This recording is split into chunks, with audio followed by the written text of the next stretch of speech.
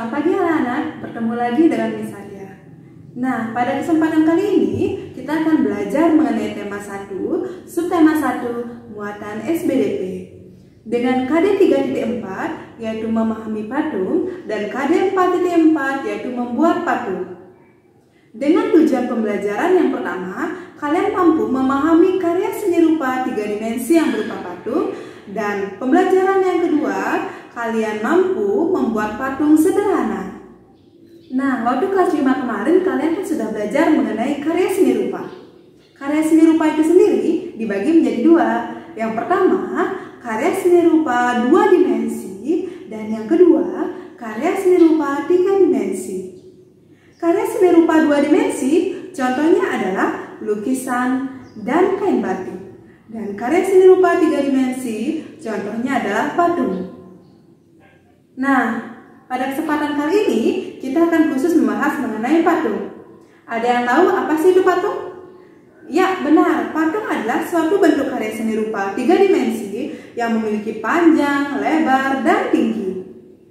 Nah, apakah kalian pernah melihat ini? Apakah kalian pernah melihat ini?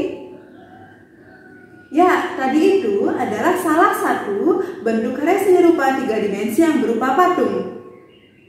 Nah, patung itu sendiri juga memiliki beberapa fungsi. Yang pertama adalah patung religi yang berfungsi untuk sarana beribadah. Yang kedua adalah patung monumen yang berfungsi untuk mengenang jasa pahlawan dan peristiwa-peristiwa bersejarah. Yang ketiga adalah patung arsitektur yang digunakan sebagai pelengkap konstruksi bangunan. Yang keempat adalah patung dekorasi sebagai penghias bangunan, taman maupun tempat-tempat yang lainnya. Dan yang terakhir adalah patung seni yang hanya untuk dinikmati keindahannya. Nah, selain berdasarkan fungsinya, patung juga dibedakan berdasarkan bentuk.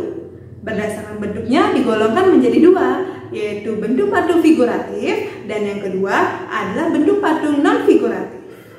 Yang pertama, bentuk patung figuratif adalah bentuk patung yang realistis atau berdasarkan aslinya, seperti bentuk manusia, bentuk hewan, maupun bentuk tumbuhan.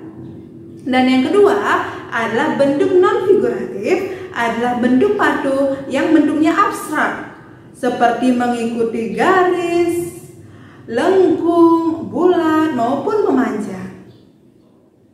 Apakah kalian pernah membuat patung? Nah, dalam membuat patung itu sendiri diperlukan alat dan bahan yang khusus dalam membuat patung. Yang pertama, kita akan bahas mengenai bahan. Bahan itu sendiri dibagi menjadi 2. Yang pertama adalah bahan lunak dan yang kedua adalah bahan keras. Pertama, bahan lunak. Bahan lunak adalah bahan yang bersifat empuk dan mudah dibentuk. Contohnya adalah tanah liat, plastisin, lilin, ataupun sabun. Yang kedua adalah bahan keras. Bahan keras adalah bahan yang bersifat keras dan sulit dibentuk. Contohnya adalah batu, kayu, maupun marmer. Selain dari bahan-bahannya, alat yang digunakan dalam membuat patung juga disesuaikan dengan bahan yang digunakan. Yang pertama, alat yang digunakan dalam membuat patung dari bahan lunak adalah butsir, meja putar, dan cetakan.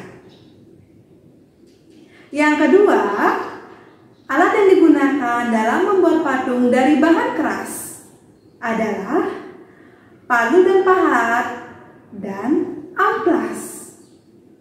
Nah, itu saja materi yang dapat Bu Guru sampaikan pada hari ini. Ingat jaga kesehatan dan tetap semangat.